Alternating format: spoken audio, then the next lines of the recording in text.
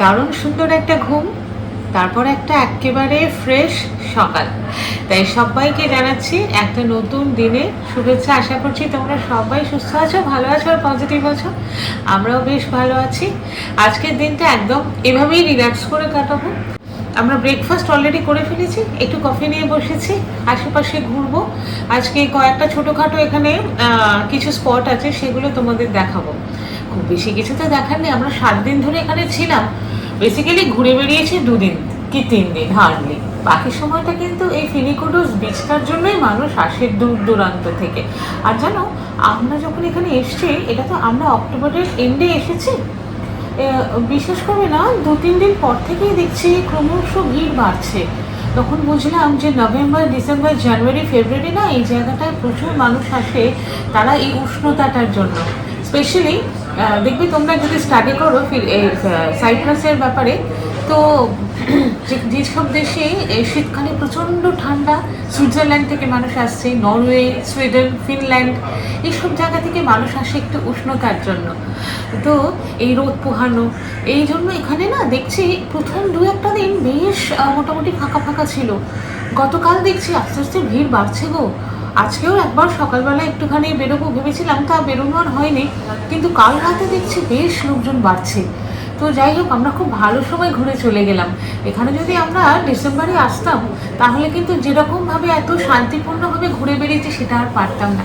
তোমরা যদি কেউ কখনো সাইপ্রাস আসার প্ল্যান করো না, তাহলে চেষ্টা করবে এন্ড অফ অক্টোবর টু এটাকে নভেম্বরের ফার্স্ট উইকের মধ্যে র্যাপ আপ করে দিতে, না হলে কিন্তু পরে খুব অসুবিধা হতে পারে।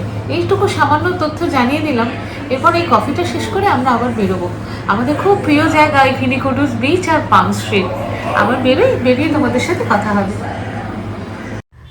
আজ সারাদিন লার্নাকা শহরটা পায়ে হেঁটে ঘুরে বেড়াবো, কারণ আজকেই তো আমাদের লার্নাকায় শেষ দিন। এবার তো আমাদের ঘরে ফেরার গান। ভারী সুন্দর মনোরম পরিবেশ, সে আর বলে বোঝানোর কোনো দরকার নেই। বিগত বেশ কয়েকটি ভিডিওর মাধ্যমে সেটা আশা করছি তোমরা সবাই বুঝতে পেরেছ। শান্ত জলরাশি আর এই রোদটা, মিঠে রোদটা এই সময় গায়ে মাখতে যে কি ভালো লাগছে। আর আবহাওয়ার পরিবর্তনের ইঙ্গিতটা বেশ ভালোই বোঝা যাচ্ছে। এদিক ওদিক কোথাও যাওয়ার নেই, সমুদ্রের ঢেউ পার বরাবর হেঁটে চলা, আর মাঝে মধ্যে এই ঢেউয়ের সমীকরণগুলো পাল্টাচ্ছে। ফ্রেমবন্দি না করে কি থাকা যায়? সমুদ্রের পার বরাবর হাঁটতে হাঁটতেই আমরা পৌঁছে গেলাম লাজারুস চার্চের একেবারে সামনে। চলুন আপনাদের এই চার্চটা ঘুরে দেখাই। সাইপ্রাসের লারনাকায় অবস্থিত সেন্ট লাজারুস চার্চ একটি গুরুত্বপূর্ণ ঐতিহাসিক এবং ধর্মীয় স্থান। এই গির্জাটি বাইবেলীয় চরিত্র লাজারুসের সমাধির উপরেই নির্মিত হয়েছিল বলে মনে করা হয়, যাকে যীশুখ্রিস্ট মৃতদের মধ্যে থেকে জীবিত করেছিলেন। ইতিহাস ঘাঁটলে সেরকম কথাই জানা যায়। ইস্টার্ন অর্থোডক্স ঐতিহ্য অনুসারে যীশুখ্রিস্টের পুনরুত্থানের কিছুদিন পরেই লাজারুসকে নাকি জীবনের হুমকি দেওয়া হয়, এবং সেই কারণেই তিনি জুডিয়া থেকে পালিয়ে এসে বসবাস শুরু করেন সাইপ্রাসে, এবং সাইপ্রাসের লারনাকা শহরেই তিনি প্রথম বিশপ হিসেবে নিযুক্ত হন, এবং তার মৃত্যুর পরে এখানেই তাকে সমাধিস্থ করা হয়। এবং তারপর থেকেই এই চার্চ বা ক্যাথিড্রালটির নাম লাজারুস চার্চ। সেন্ট লাজারুস চার্চ স্থানীয় এবং তীর্থযাত্রী উভয়ের জন্যই অত্যন্ত ধর্মীয় গুরুত্ব বহন করে। প্রতি বছর অর্থোডক্স ইস্টারের 8 দিন আগে লাজারুসে লারনাকার রাস্তা দিয়ে সেন্ট লাজারুসের আইকন নিয়ে একটি শোভাযাত্রা বের করা হয়, যা তার পুনরুত্থানকে স্মরণ করায় প্রত্যেক বছর। গির্জাটি সাইপ্রাসের প্রাচীন খ্রিস্টান ঐতিহ্যের একটি গুরুত্বপূর্ণ প্রমাণ এবং লারনাকা শহরের অন্যতম প্রধান আকর্ষণ। এই চার্চে প্রবেশের জন্য কিন্তু কোনো প্রবেশ মূল্য দিতে হয় না। চার্চ থেকে বেরিয়েই ভারী সুন্দর একটা পরিষ্কার পরিচ্ছন্ন করিডোর, আর সেই করিডোর থেকে বেরিয়েই একেবারে মসৃণ টাইলসে মোড়া সেন্ট লাজারুস চার্চের একেবারে সামনের রূপটা কি ভারী সুন্দর। এবার আমরা চলে এলাম একটা লোকাল স্টোরে। হরেক রকম ফল, তার সাথে ভালো ভালো ডিলাইটস মানে ওদের ভাষায় মিষ্টি, তারপরে বিভিন্ন রকম গিফট আইটেমস থেকে শুরু করে লোকাল ওয়াইন। সাইপ্রাস কিন্তু ওয়াইনের জন্য বেশ বিখ্যাত, হরেক রকম ওয়াইন, চকলেট, কফি, কি না কি। বেশ ঘুরে দেখলাম, যদিও সেরকম কিছু কেনাকাটা করিনি, কারণ মন যে তখন টানছিল সমুদ্র তটে একটু দোল খাওয়ার জন্য।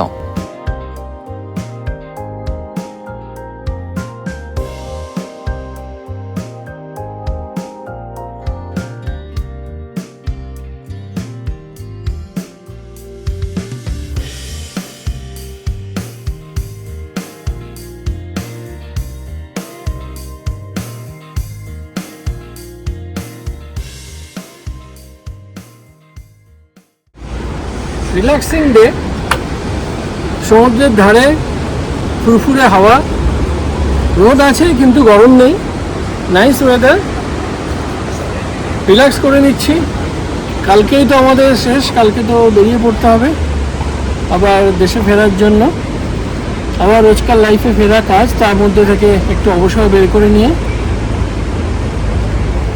সত্যি দারুণ কাটলো। শুধু দোল খেলে তো চলবে না, খাওয়া দাওয়া করতে হবে, স্নান করতে হবে। তাই এখন একটু হোটেলে যাব, তারপর স্নান খাওয়া সেরে একটু বিশ্রাম নেব। আজকে আবারও সানসেট, এর আগের দিন সানসেটটা দেখিয়েছিলাম তোমাদের ক্রুজ থেকে, আজকে একেবারে সমুদ্র তটে বসে সানসেট দেখব। মন কিন্তু হালকা হালকা খারাপ হওয়া শুরু হয়ে গিয়েছে। যাই হোক, আবার বিকেলবেলা তোমাদের সঙ্গে সানসেটের দৃশ্য নিয়ে হাজির হচ্ছি। পুরো ভিডিওটা দেখা যায় কিন্তু।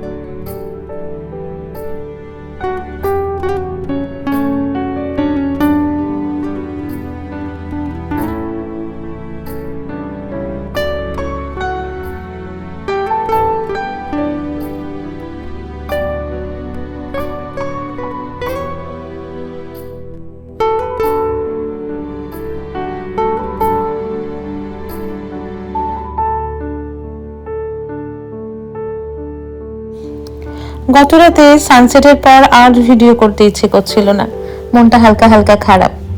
এবার যে আমাদের ঘরে ফেরার পালা। এক কাপ কফি খেয়ে আমরা রওনা হলাম, 11টায় ফ্লাইট। আর কি বলবো, এখন একটা মন খারাপের মুহূর্ত। এত সুন্দর আমরা এই কটা দিন আমাদের এই ভ্যাকেশনটা এত ভালো এনজয় করেছি না। অনেক অনেক ট্রিপে যাই, সেটা তোমরা সবাই জানো, বেড়াতে আমরা খুব ভালোবাসি। তার মধ্যেও কিছু কিছু ট্রিপ না মানে সারা জীবন মনে রাখার মতন হয়ে যায়। বেরিয়ে পড়লাম গতকাল বিকেলবেলার ভিডিওটার পর, আর সেভাবে কোনো ভিডিও করিনি, কারণ কিছু তো করারই ছিল না। কী বা দেখাবো, এই বিচ, এই পাম স্ট্রিট, শুধু হাওয়া খেয়েছি। আর কিভাবে কাটিয়েছিলাম এই দুটো তিনটে দিন মানে 5-7টা দিন, সেটা নিয়ে দুজনে খুব স্মৃতিচারণ করেছি।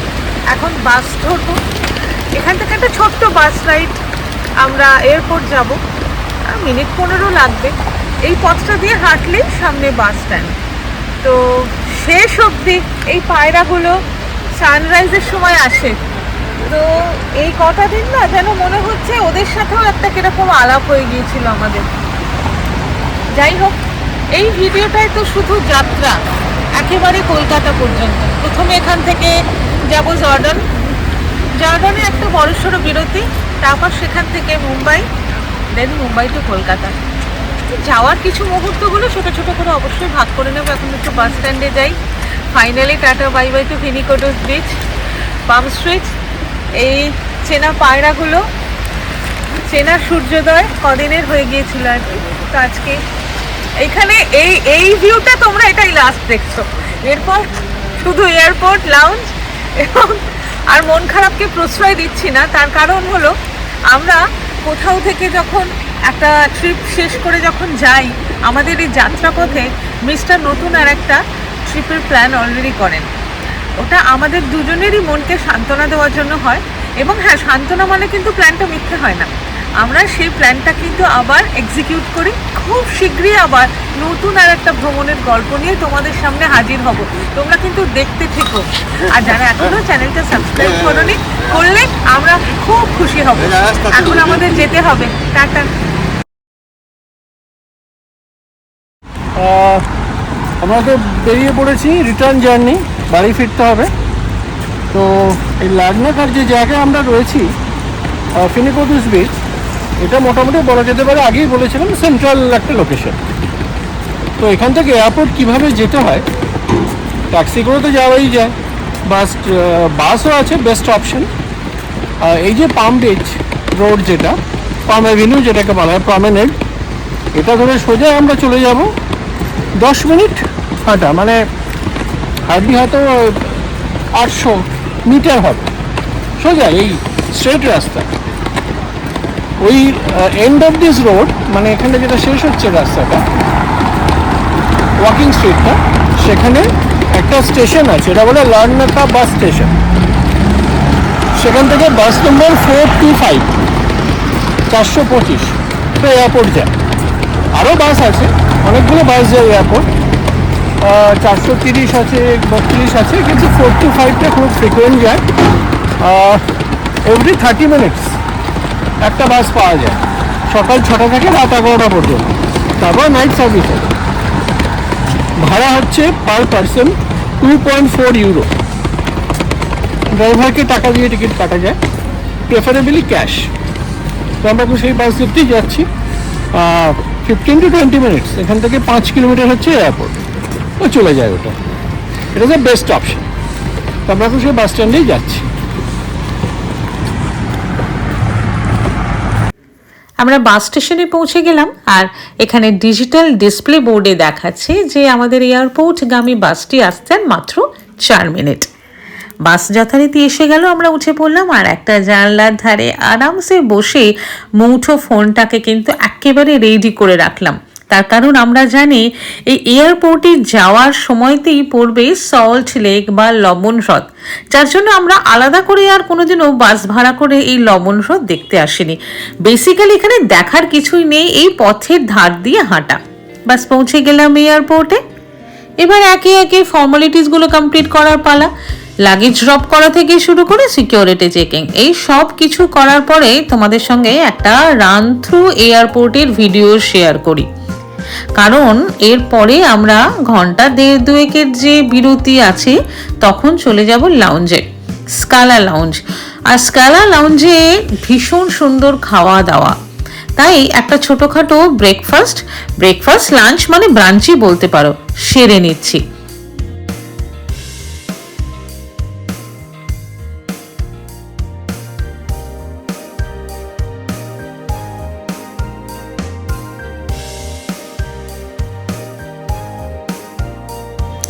এখন আমাদের আকাশ পাখি ইজ রেডি টু ফ্লাই।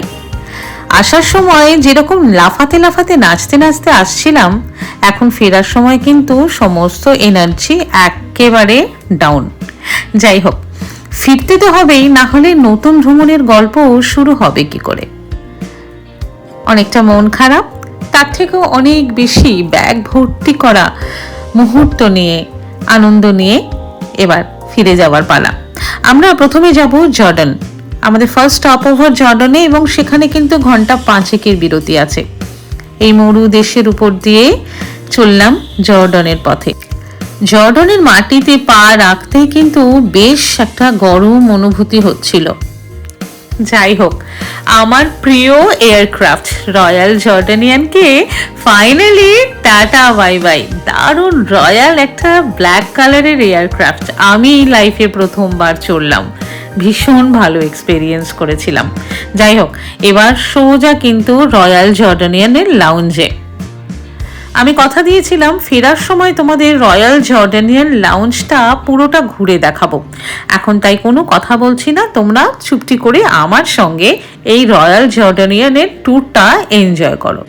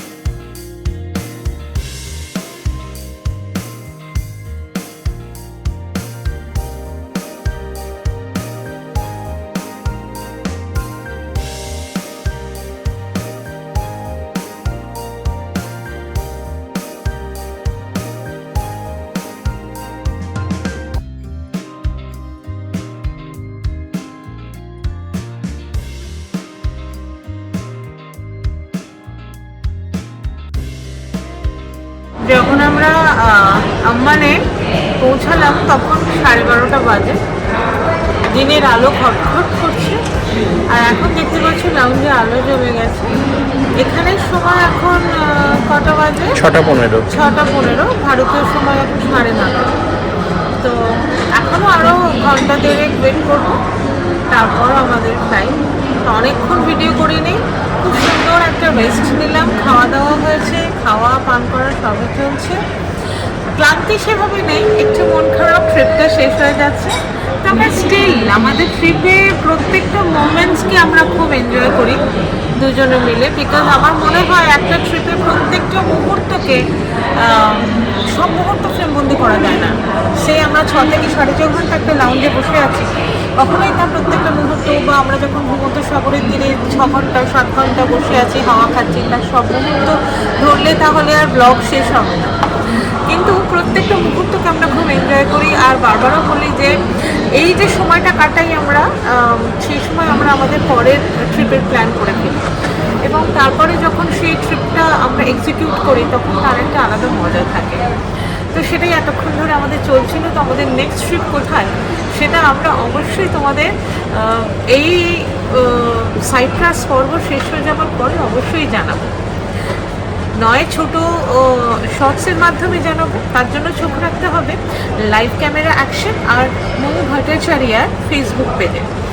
আর তারপর সেটা এক্সিকিউট করব কবে, কোন দিন, কোথায় যাচ্ছি, সেটা সমস্ত কিছু দেখতে পাবে আবার লাইভ ক্যামেরা অ্যাকশনের মূল ইউটিউব চ্যানেলের পর্দায়।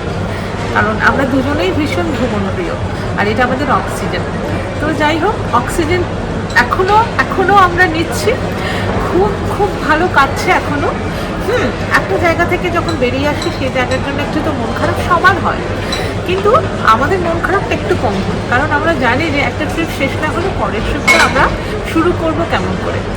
নির্দিষ্ট সময়েই আমাদের এয়ারক্রাফটটি জর্ডানের মাটি ছেড়ে মুম্বাইয়ের আকাশের দিকে রওনা হলো।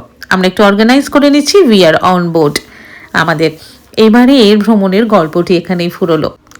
লাইভ ক্যামেরা অ্যাকশন মাত্র অল্প কটা দিন হলো পথ চলা শুরু করেছে গুটি গুটি পায়। তবে কি জানেন, এইটুকু যে আমরা এগোতে পেরেছি সেটা শুধুমাত্র আপনাদের ভালোবাসা, আপনাদের সাপোর্ট পেয়েছি বলে। আগামী দিনে আরও অনেক গল্প, আরও অনেক কথা, আরও অনেক মুহূর্ত আপনাদের সঙ্গে ভাগ করে নিতে চাই। তাই আপনাদের কাছে আমার অনুরোধ রইল, যারা এখনো আমার চ্যানেলটি সাবস্ক্রাইব করেননি তারা যদি লাইভ ক্যামেরা অ্যাকশন চ্যানেলটি সাবস্ক্রাইব করেন তাহলে আমরা খুব খুশি হব। আপনারা সবাই ভালো থাকবেন, সুস্থ থাকবেন আর পজিটিভ থাকবেন। লাইভ ক্যামেরা অ্যাকশনের পাশে থাকবেন। ধন্যবাদ।